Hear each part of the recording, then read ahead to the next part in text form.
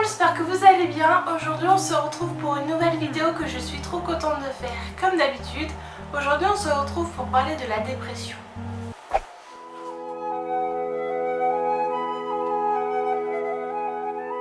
Alors si vous ne le savez pas, je suis tombée malheureusement en dépression plusieurs fois dans ma vie. Et du coup j'ai décidé de faire cette vidéo car je me suis dit que ça pouvait vous aider et vous informer sur ce sujet parce que je trouve que malheureusement on n'en parle pas assez dans les médias. J'espère que cette vidéo va vous plaire et on va commencer tout de suite. Cette vidéo va se traiter en 3 étapes. Il y aura 3 questions. Donc qu'est-ce que c'est qu'une dépression? Comment je suis tombée en dépression et comment on guérit une dépression? Nous allons commencer par la première question qui est qu'est-ce que la dépression? Il faut vraiment faire la différence entre un état dépressif et une dépression. Si vous ne le savez pas, une dépression est vraiment une maladie. C'est vraiment considéré comme une maladie. C'est pourquoi généralement on peut aller voir un psychiatre alors qu'un état dépressif, généralement on va voir un psychologue. Un état dépressif, c'est vraiment, vous voyez, les personnes qui emploient le mot mental breakdown. Donc en gros c'est un petit mauvais moment à passer. Dans la vie il y a des hauts et des bas. Mais une vraie dépression, c'est vraiment quelque chose qui se joue dans le cerveau et quelque chose auquel on n'y peut rien en quelque sorte. Ça vient comme ça et ça repart comme ça, mais je vais vous expliquer plus en détail après. En tout cas, quels sont les symptômes d'une dépression? Lorsque nous sommes dans une dépression, nous sommes fatigués, nous avons des problèmes avec notre sexualité. Les personnes qui sont dans une dépression sont hyper tristes, hyper sensibles et ont des idées noires. Donc les personnes qui sont dans une dépression ont également beaucoup de mal à se concentrer et à réfléchir. Les personnes qui sont dans un état de dépression ont également beaucoup de mal pour manger, soit elles mangent beaucoup trop, soit elles ne mangent pas du tout, ou alors ça fait le yo-yo. Donc voici les principaux signes d'une dépression. Après, si vous pensez être en dépression ou non, allez voir le médecin. Les personnes qui sont en dépression n'ont jamais envie de sortir, de voir quelqu'un, et souvent elles se renferment dans la noirceur et n'ouvrent jamais les volets, n'allument jamais la lumière, elles restent dans le noir et c'est vraiment quelque chose qu'il ne faut pas faire. Maintenant, je vais vous expliquer comment je suis tombée en dépression et qu'est-ce que j'ai fait pour m'en sortir. Je suis tombée en dépression, je pense, parce que tout d'abord j'ai été harcelée à l'école, donc au collège et à l'école primaire. Si vous ne savez pas de quoi je parle, il y aura le lien en barre d'informations. J'ai fait une vidéo à ce sujet-là. En tout cas, on s'en prenait à moi, je recevais des coups qu'une enfant ne devrait pas recevoir, je recevais d'autres gestes qu'une enfant ne devait pas recevoir. J'ai reçu beaucoup d'insultes tous les jours à longueur de journée et c'est vrai que ça a vraiment changé ma confiance en moi et mon humeur parce que pour vous expliquer la chose, pour vous recontextualiser, j'étais une bonne élève. J'étais pas une excellente élève mais j'étais une bonne élève et je suis passée de 15 à 4-5 de moyenne générale. J'ai fait vraiment la chute libre en fait et je m'en foutais de tout. J'étais vraiment horrible avec tout le monde, je m'en prenais au plus facile. Mes parents qui faisaient tout pour m'aider, j'étais vraiment horrible avec eux. Je sais que je suis tombée en dépression parce que ça a duré plusieurs années et je ne souriais plus. Tous les soirs, dès que j'allais dans ma chambre, je me mettais à pleurer, j'écoutais des musiques tristes. Je parlais à personne, je voulais voir personne, j'avais honte de moi alors que j'avais pas à avoir honte de moi. C'était vraiment le résultat de cet harcèlement, de cet acharnement. Je vais pas plus en parler dans cette vidéo parce que j'ai fait une vidéo vraiment consacrée à ce sujet-là. Pour moi, je pense que ça a été le premier facteur. Le deuxième facteur, c'est que je suis tombée malade. Donc pareil, j'ai fait une vidéo à ce sujet-là, toujours le lien dans la barre d'informations, que j'ai été paralysée des 2 mains, j'ai vécu des erreurs médicales, pareil, je vais pas m'attarder. En tout cas, ça a été très compliqué pour moi parce que vous vous dites pas du jour au lendemain, oui, je vais être paralysée des 2 mains. C'est vraiment très compliqué parce que je ne savais pas ce que j'avais, comment c'était arrivé. Et en fait, de base, je devais pas guérir, je devais garder sa vie, donc c'est 15 ans. Et ça a duré 4 ans, donc je me répète, mais c'est vraiment très dur pour une enfant. J'étais en bonne santé, les seules maladies que j'avais c'était des angines, des grippes, enfin des gastro, un peu comme tout le monde. Et là, je ne pouvais pas m'habiller, je ne pouvais pas manger toute seule, je ne pouvais pas aller aux toilettes toute seule. J'avais un engin à la main pour me faire plier les doigts et tout le monde me regardait, tout le monde me critiquait, on m'appelait Robocop. Là, j'en parle avec le sourire parce que j'ai avancé, j'ai évolué, j'ai pris un peu plus de recul. Sur le moment, ça m'a vraiment affectée, d'autant plus que j'avais énormément mal. C'était vraiment très douloureux, le médecin a estimé ça à 10 fois une rage de dents, donc je ne souhaite même pas ça à mon pire ennemi. Je vous cache pas qu'il y a des gens, ils mériteraient ça, mais je leur souhaite même pas, c'est vraiment la pire douleur que j'ai jamais ressentie.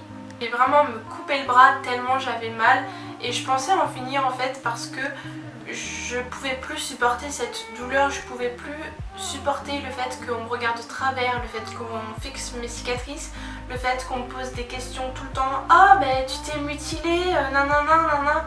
Alors c'est juste que je pouvais plus avoir mes bras, j'avais trop mal, donc je sais des choses très négatives. Aujourd'hui je regrette, mais d'un côté je ne regrette pas parce que ça m'a rendue encore plus forte. Donc je pense que ça a été le deuxième facteur qui m'a vraiment marqué et qui m'a vraiment martyrisée au plus haut point, ce qui m'a fait encore plus tomber dans la dépression. Et la chose qui je pense a été vraiment la cerise sur le couscous, c'est que dû à ma maladie j'ai eu des traitements et ce n'était jamais assez fort pour calmer ma douleur, c'était vraiment très compliqué. Au début je ne sais pas, je l'ai fait Algan, après j'avais l'ibuprofène, tout ça. Puis après je suis passée à la codéine, après je suis passée à la morphine, j'ai eu de la prégabaline et c'était jamais assez fort. Mais quand je vous dis que ma douleur était forte, c'est vraiment que c'était hyper fort. Je voulais tuer tout le monde sur mon passage, vraiment c'était insupportable. Si je pouvais vraiment quitter ce monde je l'aurais fait, mais j'aimais tellement mes proches que je pouvais pas d'un côté. Mais c'était vraiment très dur, c'était soit je restais et je souffrais le martyre, ou soit je m'en allais et j'allais mieux. Remédier à ça, j'ai fumé du cannabis très longtemps, je dirais. Je suis très fière d'avoir arrêté, c'est la première fois vraiment que je vous en parle vraiment, mais je ferai une vidéo vraiment consacrée à ça parce que c'est un sujet sensible et il y a tellement de choses à dire que je ne peux pas tout dire dans cette vidéo, sinon la vidéo sera beaucoup trop longue. J'ai fumé longtemps et ça m'a enlevé mes douleurs, sauf que il y a des personnes qui sont positives et il y a d'autres personnes qui sont négatives au cannabis, donc au shit, à la beuh, tout ça. Et moi au début je supportais bien le coup, je rigolais, je faisais pas d'effets négatifs. Avec le temps j'ai vraiment vu des effets négatifs avec le cannabis. Je voyais pas ça comme de la drogue, je voyais ça vraiment comme quelque chose de naturel. C'est naturel mais c'est illégal. En plus de ça, ça désintègre votre cerveau. J'avais de base de très gros problèmes de concentration. Je n'arrivais jamais à réfléchir, ça c'est depuis toute petite, je suis toujours dans la lune. Vraiment aggravé le cas. Et ce que je vais vous dire, fière, mais je suis contente de m'en être sortie aujourd'hui. J'entendais des voix, mais vraiment devenue malade en fait. J'avais l'impression qu'on me regardait tout le temps. Dès qu'il y avait quelqu'un dans la rue, je me sentais agressée. Je pensais putain mais qu'est-ce qu'il pense, il doit me cracher dessus ou quelque chose comme ça. Je suis vraiment, dès que je fumais en fait, et j'avais des douleurs au ventre. Et mon médecin, parce que ça durait, on m'avait dit mais non t'as rien. Et j'en ai parlé et ils m'ont dit que ça pouvait être ça, le manque de cannabis. J'avais des douleurs, à quel point je fumais. À l'époque j'en fumais 5-6 joints par jour. Ça peut être beaucoup, pour certains ça peut être pas beaucoup. Je vous explique juste mon expérience. Je vous recommande pas de fumer, je vous recommande pas de toucher à la drogue. Moi j'ai fait ma propre expérience. J'ai voulu essayer parce que j'avais mal au bras, parce que mes douleurs étaient insupportables, donc ça m'a beaucoup touchée. J'ai des troubles de la concentration, je le vois bien. Des fois je veux faire des phrases, des fois je cherche quelque chose et ça m'arrivait pas avant. Par exemple, je vais mettre mon portable dans mon sac et je vais vérifier 6-7 fois que mon portable est bien dans mon sac, alors que je l'ai fait plein de fois auparavant. Ça n'était pas venu avant que je fume. Vraiment triste, j'avais fait plusieurs choses dans ma vie privée. Et dès que j'allais sur Twitter, dès que j'allais sur Instagram, dès que j'allais sur Facebook, ou bien je regardais la télé, je regardais Netflix, j'avais l'impression que les gens avaient tout fait pour me mettre mal, mais vraiment je le pensais sincèrement. Par exemple, va y avoir un tweet sur une situation qui ressemble à la mienne, va y avoir quelqu'un qui va dire quelque chose à ma situation. Mais ça ressemble, et j'avais l'impression que tout le monde se mettait contre moi. J'avais l'impression que vilain petit canard, que tout le monde faisait tout dans mon dos. T'es nul, tu sers à rien, t'es moche, t'es inutile. tout ce qu'on m'avait dit auparavant lorsque j'étais harcelée à l'école. Je l'entendais vraiment, c'est pas moi qui pensais, c'est que je l'entendais en fait. Partie de la dépression et ça a été aggravé par qui fumait tout le temps. Aujourd'hui ça fait peut-être 1 an que j'ai arrêté de fumer. Je vous recommande pas de fumer. Après vous êtes libre de vos choix, vous êtes libre de vos mouvements. Faites ce que vous voulez mais faites attention. Et que j'ai été en dépression parce que trouble de l'alimentation, des fois je mangeais beaucoup, des fois je mangeais pas du tout, des fois je sais que la dépression c'est vraiment une maladie, ça se contrôle pas. Moi je disais oui t'as qu'à changer, c'est facile, c'est toi qui le veux. Bah non en fait je le veux pas, c'est une réaction normale face à de traumatismes parce que si vous le savez pas il y a plusieurs phases de dépression. Il y a l'épisode dépressif, plus de 15 jours. Fatiguée, elle a perdu tout sens de centre d'intérêt, du sommeil et des idées noires. Il y a la dépression saisonnière, une diminution de la lumière, ça joue beaucoup sur votre humeur si vous ne le savez pas et ça dure de l'automne au printemps. Dépression postpartum, qui suit un accouchement, ça peut faire donc c'est 1 mois après l'accouchement de quelqu'un qui a accouché. Dépression réactionnelle, si vous vivez un deuil, si vous vivez une rupture, si vous vivez quelque chose de traumatisant dans votre vie ou bien quelque chose de traumatisant dans votre boulot, c'est une réaction. Masqué, corps qui exprime la souffrance physique, mal de dos, mal de tête, mal à les articulations, dépressif récurrent, chronique. D'épisodes dépressifs, où ça va mieux, puis des périodes où ça ne va pas mieux. C'est brouillon, je suis vraiment désolée, en tout cas j'espère que mon discours va pouvoir vous aider. Moi, j'ai vraiment su que j'étais en dépression parce que je pleurais tous les soirs, j'en voulais à la terre entière, j'avais l'impression, j'oubliais tout. Du mal, je me faisais vomir. Le monde, ce qui a dit que j'étais vraiment en dépression ou quoi, mais j'ai vu des psychologues et des psychiatres. J'ai vu plusieurs psychologues parce que certains psychologues n'est pas fait pour vous comme dans la vraie vie. Il y a des personnes où vous pouvez avoir des atomes crochus comme d'autres non. Un psychiatre qui m'a vraiment aidé, qui m'a donné un traitement et je sais plusieurs mois. Pendant 5 années, j'ai arrêté petit à petit un traitement, ça ne s'arrête pas d'un coup, vous pouvez faire des chocs. Donc moi je vous conseille de ne pas arrêter d'un coup votre traitement. Et il ne faut pas penser qu'un psychiatre ça va vous mettre en hôpital psychiatrique ou bien ça va vous enfermer ou ça va vous droguer tous les jours. Les traits exprès pour vous, pour voir si vous le supportez ou non, vous essayez et si vous ne supportez pas, vous le redites à la personne en question et il va diminuer le traitement. Un petit peu mon parcours de comment je suis tombée en dépression. J'espère que ça aura pu vous aider. Maintenant on va traiter de comment se sortir d'une et après des idées que j'ai vues sur internet. Comment aider la dépression? C'est parce que certaines personnes n'ont pas la chance d'avoir une famille, mais ma famille m'a beaucoup aidée, mes parents m'ont beaucoup aidée, j'ai vraiment été épaulée, aidée. Et mon chéri m'a beaucoup aidée également parce que lorsque j'étais avec lui au tout début j'étais malade, j'avais ma paralysie. Temps de s'appuyer sur quelqu'un, d'être épaulé, aidé et aimé. Et la deuxième chose je vous dirais c'est d'aller voir un psychologue ou un psychiatre. Certes tous les psychologues ne sont pas exceptionnels, certes il y a des psychologues qui vous volent, certes il y a des psychologues qui sont nuls, qui ne sont pas compétents. Mais comme il y a des policiers qui ne sont pas compétents, comme il y a des bouchers qui ne sont pas compétents, comme il y a des chanteurs qui ne sont pas compétents, c'est normal, il y aura toujours des cons partout. Il faut juste trouver faites pour vous. Si vous trouvez que ce psychologue en question est nul, vous en essayez autre. Et c'est tout.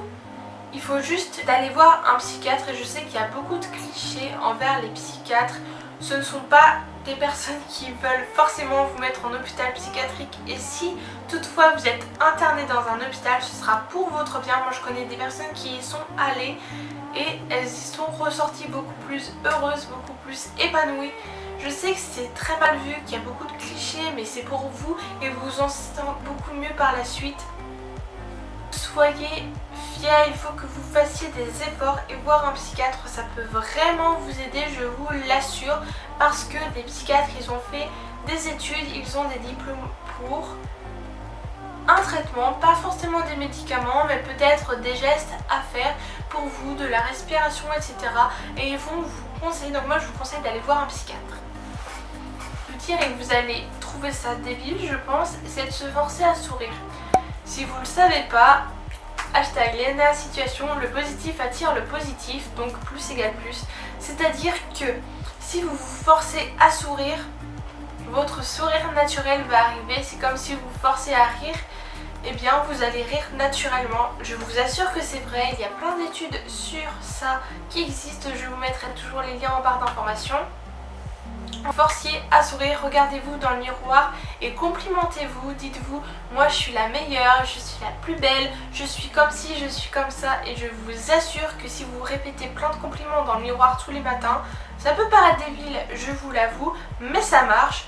Et bon, moi je détestais voir du monde, je suis hyper casanière, j'aime bien voir mes amis, de vous forcer, moi de me forcer à voir du monde, ça m'a vraiment aidé, de vous forcer à voir du monde, vous allez vous promenez votre chien, même 10 minutes et c'est déjà quelque chose, il faut que vous voyez la lumière, il faut que vous voyez le soleil, c'est hyper important et je vous assure que ça ira mieux. Vous pouvez prendre à la pharmacie, ce sont des vitamines, après il faut vraiment s'y tenir, c'est un traitement à prendre tous les jours, c'est pas très cher, je crois que c'est moins de 10 €, il y en a plusieurs vitamines qui existent, mais quand vous prenez pas le soleil ou la chaleur du soleil, vous pouvez prendre des vitamines et ça va vous revigorer, vous allez avoir plus de dynamisme et plus d'énergie, donc c'est pas négligeable.